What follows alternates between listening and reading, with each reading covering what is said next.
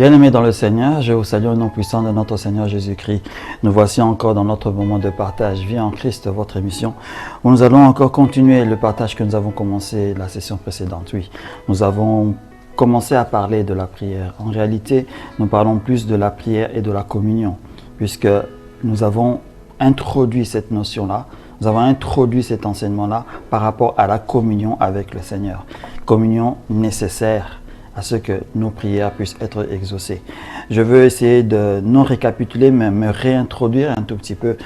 Pour quelles raisons nous sommes en train de faire cette petite étude, parce qu'elle ne sera pas assez longue.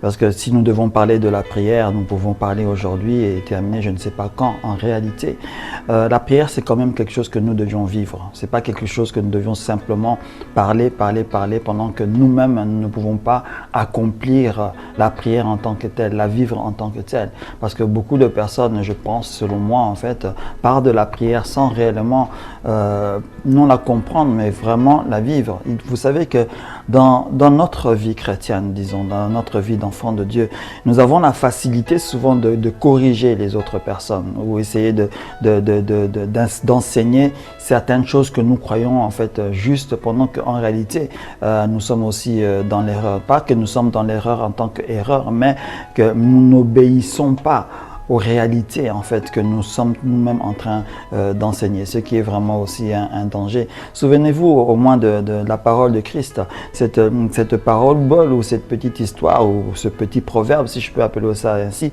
qui dit que tu vois le péché en ton frère, tu vois ses erreurs, tu vois le mal qu'il est en train de faire, mais tu ne vois pas la poutre qui est dans tes yeux. Cela veut dire quoi? Chaque fois que nous devons même enseigner, même si moi je dois enseigner quelque chose provenant de la parole de Dieu, même un ministre de l'Éternel, même s'il doit enseigner quelque chose provenant de la parole de Dieu, il doit savoir qu'il doit aussi s'enseigner lui-même. Il s'enseigne lui-même en ce moment même où il est en train de parler, parce que nous devons croire que c'est par le Saint-Esprit aussi que nous parlons. Raison pour laquelle cet enseignement me concerne aussi autant que cela, autant qu'il vous concerne en ce moment. Nous avons débuté un petit chapitre de base, disons un petit texte de base. Ce texte de base, lorsque nous parlons de la prière en général, on ne manque jamais d'y toucher. Pour quelle raison? Parce que le Seigneur Jésus lui-même, ce n'était pas un apôtre, ce n'était pas un prophète, mais le Seigneur Jésus lui-même avait parlé en tant que Seigneur, en tant que Dieu, en tant que celui qui représentait l'Éternel parmi le peuple. Cette parole était une parole digne de foi et est jusqu'à aujourd'hui une parole digne de foi. Cela veut dire que si j'obéis à cette instruction-là, je veux croire que le Seigneur va m'écouter. Il n'y a pas d'équivoque par rapport à cela, parce que la parole vient du Seigneur lui-même. Et ce Seigneur lui-même, lorsqu'il a essayé de parler de la prière, en fait, hein, il l'a introduit comme une communion. Raison pour laquelle nous avons introduit ça dans l'épisode précédent, où il avait dit, on va essayer de le lire ensemble.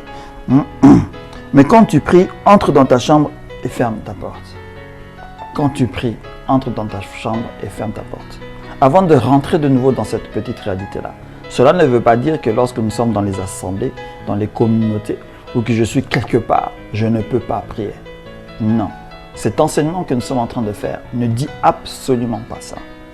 Nous sommes en train d'enseigner ou de montrer la valeur de la prière et de la communion avec l'Éternel.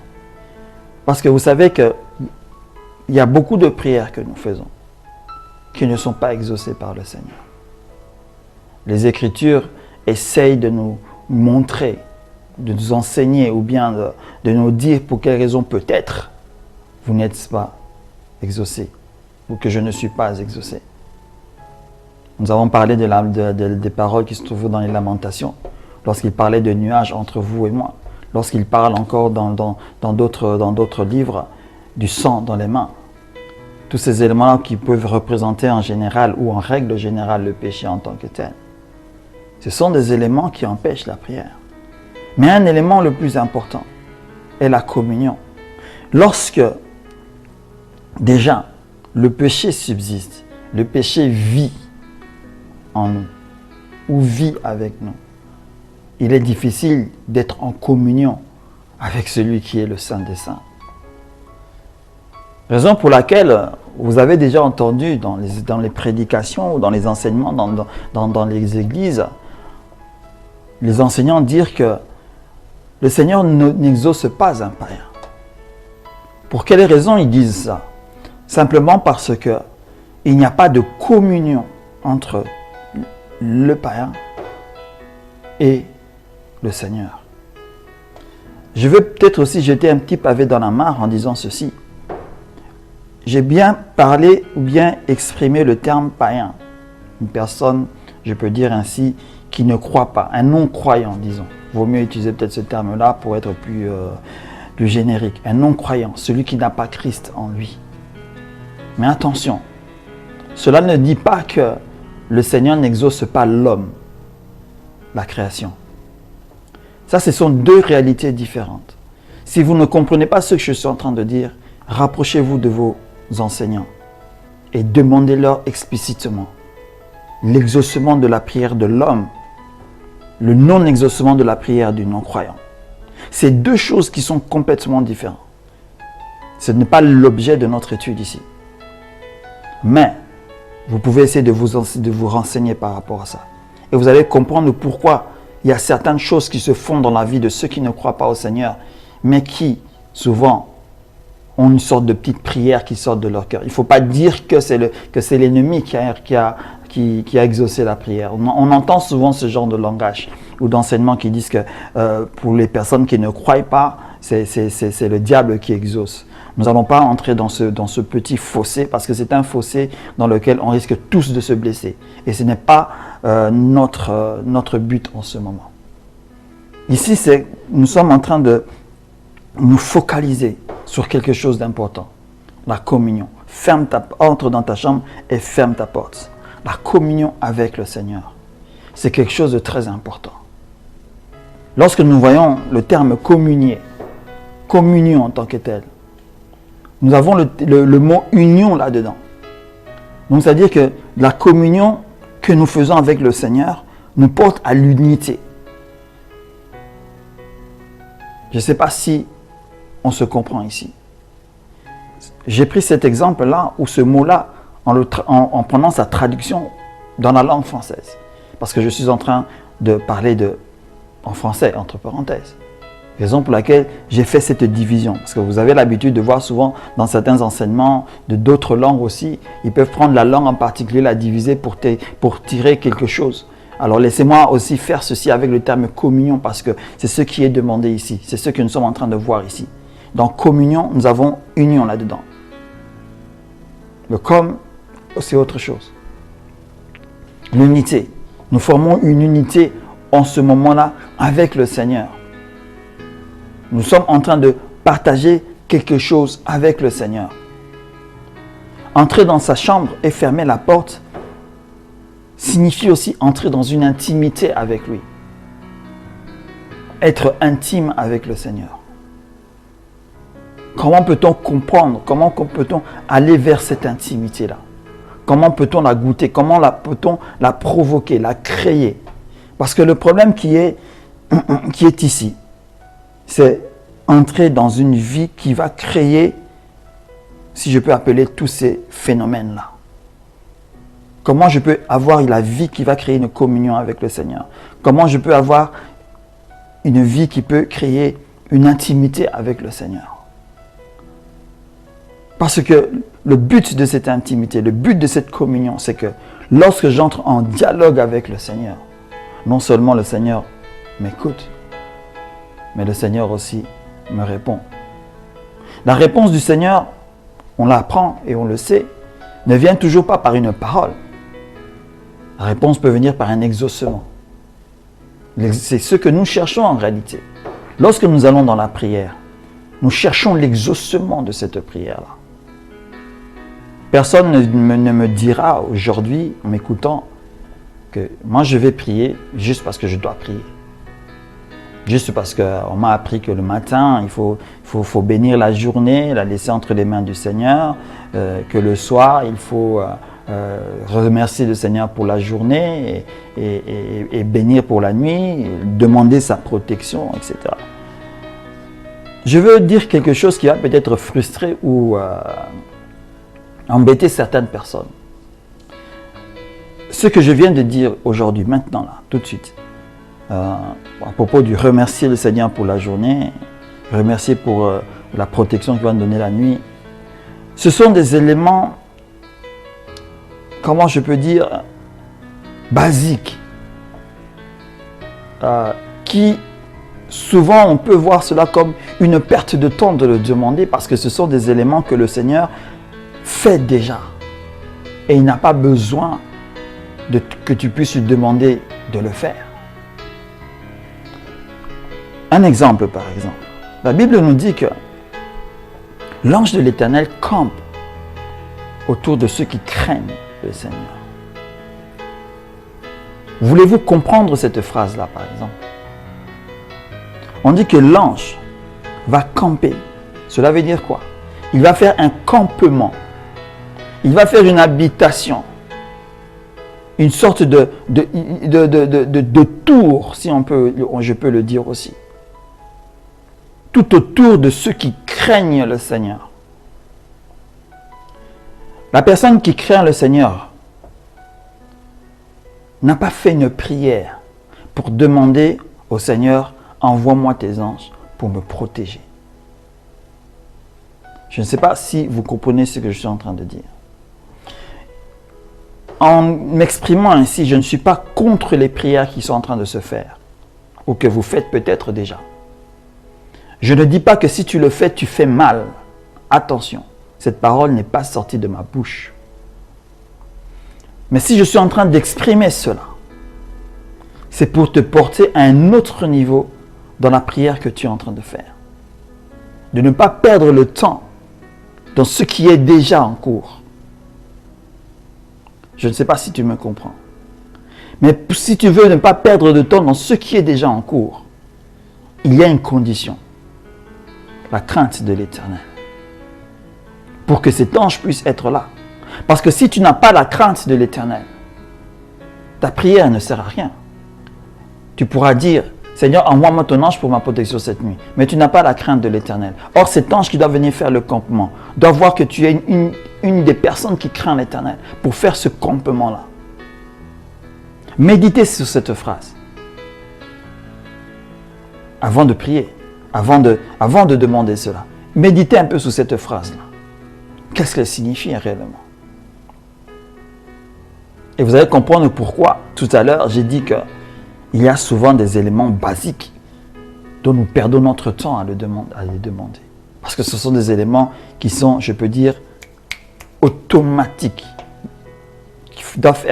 qui fait partie de nous-mêmes déjà, lorsque nous sommes dans une vie d'obéissance. Lorsque je suis déjà en train de me conformer à certains éléments de la vie. Il y a des éléments qui se déclenchent déjà automatiquement.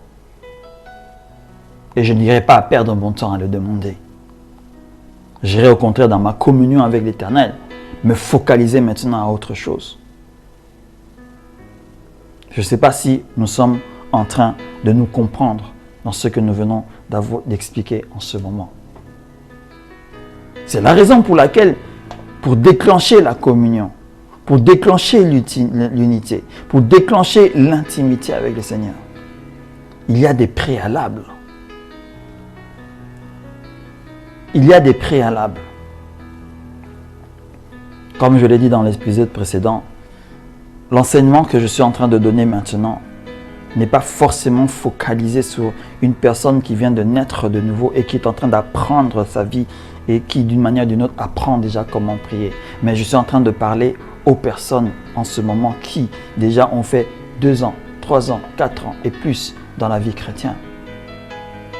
Nous aurons à partager d'autres éléments pour ceux qui sont à peine entrés dans la vie chrétienne. Mais pour le moment, ce que je suis en train de dire ici maintenant, c'est pour toi qui te dis vieux en Christ.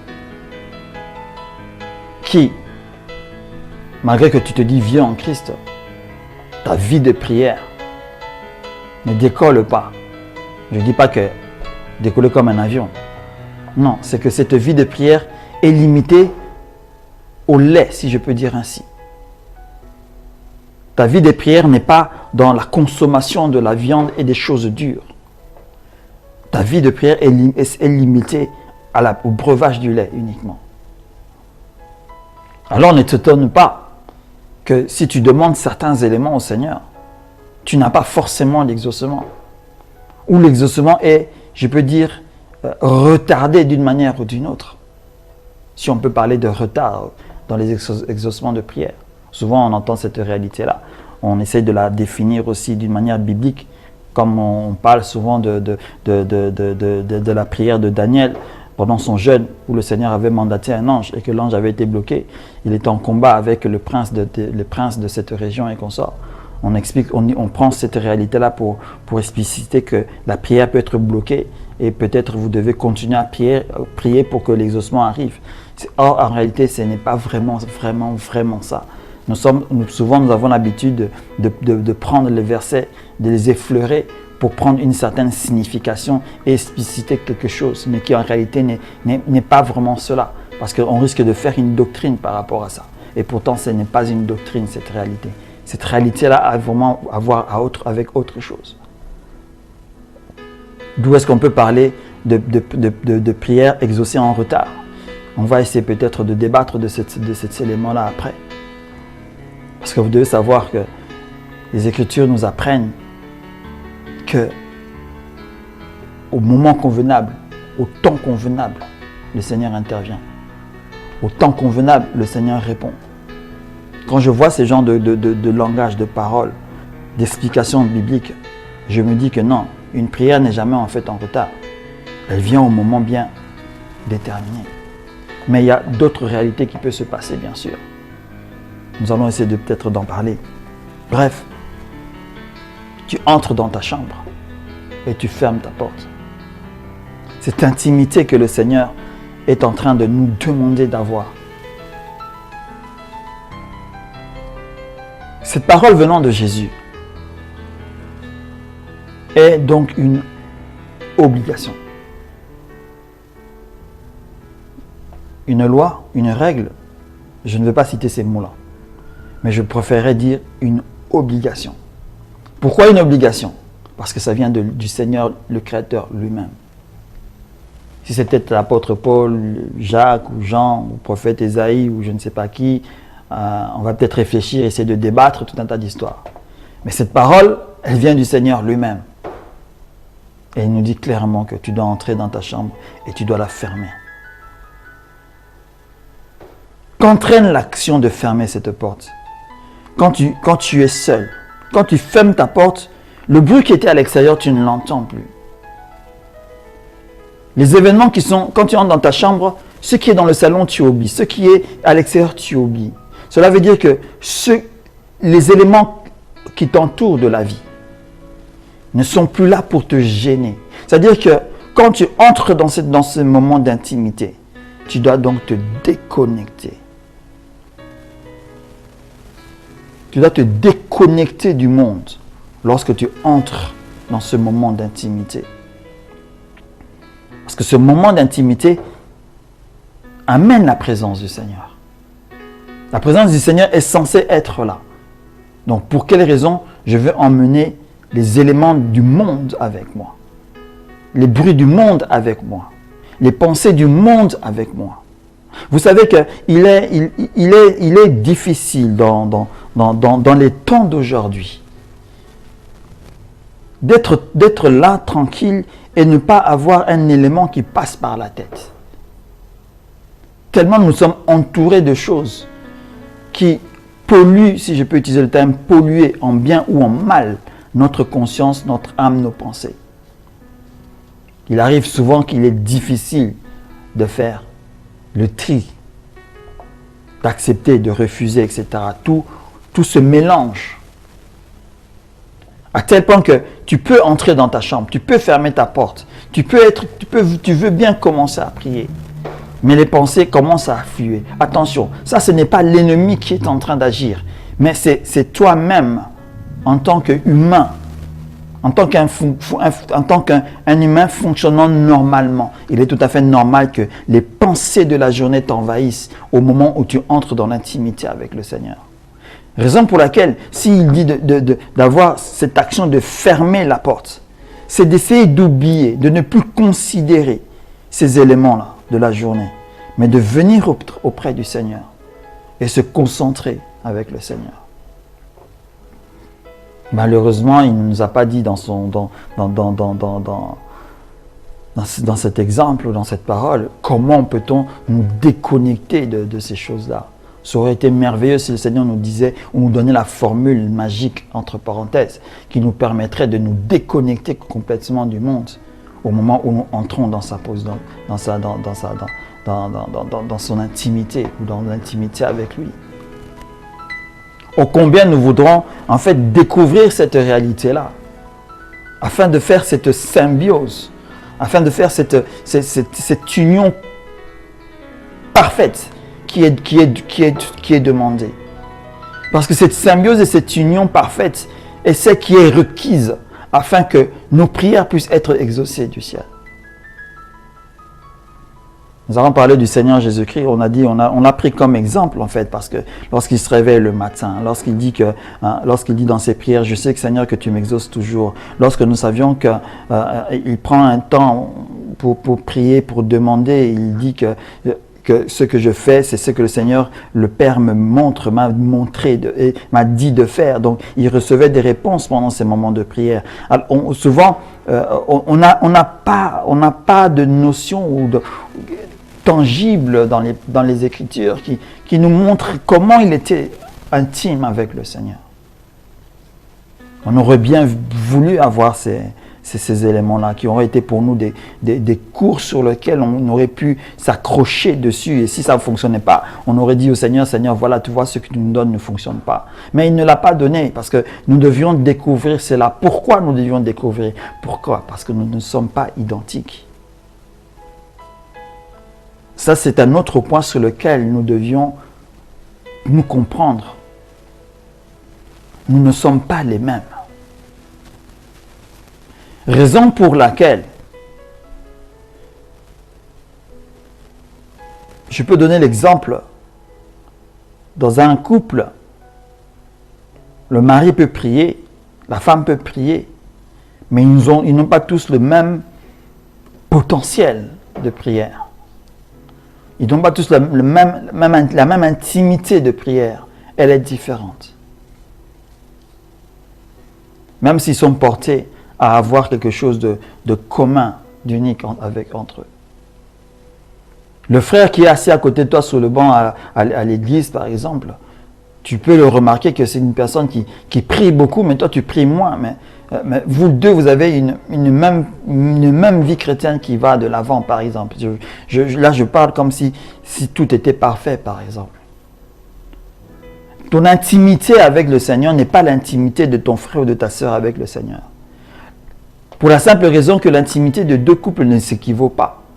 Même dans ce monde-ci, ton intimité à toi avec le Seigneur que tu vas découvrir ne sera pas la même. Autant dans les couples réels, l'intimité est déclenchée par l'honnêteté entre eux, la confiance entre eux. Autant ces éléments communs doivent exister lorsque nous allons vers le Seigneur pour créer cette intimité, qui que tu sois. Mais l'ambiance, la vie de cette intimité-là, ne sera jamais identique parce que vous êtes différents. Raison pour laquelle il ne faut pas te moquer de la prière de quelqu'un d'autre, par exemple. Je ne sais pas si nous sommes en train de nous comprendre. Souvenez-vous de cet exemple avec je pense que c'est le pharisien qui criait au coin de la synagogue quand il priait, et l'autre qui était là en remords, qui priait doucement, qui ne s'entendait pas, etc. Hein? Le Seigneur nous fait comprendre que tous les deux, ils auront leur salaire. Vous pouvez lire cet élément-là. Le Seigneur cherche l'intimité. Nous devons courir après l'intimité avec le Seigneur. Nous devons chercher à déclencher cette intimité avec le Seigneur. Par tous les moyens qui peuvent exister, nous devons chercher à la déclencher. Je ne sais pas si nous nous sommes compris aujourd'hui. Il y a eu peut-être quelques flous dans la session précédente. Mais je pense que j'ai ouvert certaines autres réalités dans cette session-ci afin que vous puissiez comprendre pour quelles raisons nous avons pris cet élément, cette étude-là en rapport à l'intimité et à la communion avec Dieu. Parce que la base de la prière, c'est celle-là.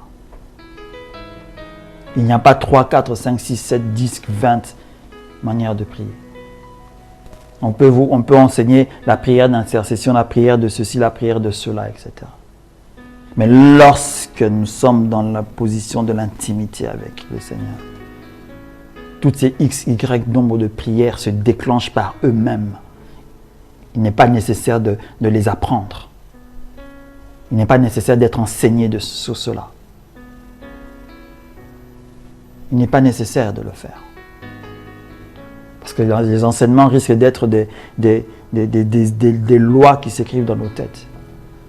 Des lois après laquelle nous courons derrière elles pour forcément les obéir. Et quand on ne les fait pas, on croit que nous avons mal prié. On croit que j'ai mal prié parce que je n'ai pas pu faire ce que l'enseignant avait dit là comme ça. Non.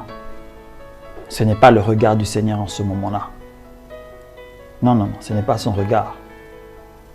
Parce que le vouloir du Seigneur en cet instant, c'était que toi tu entres dans l'intimité. Que tu as ton intimité avec lui. Exprime-toi dans ton intimité avec le Seigneur. Je vous remercie de m'avoir écouté aujourd'hui. On va se retrouver la semaine prochaine. Nous allons essayer de continuer notre enseignement, notre partage sur cette réalité de la prière. Soyez bénis et restez bénis dans le nom puissant de Jésus. Amen.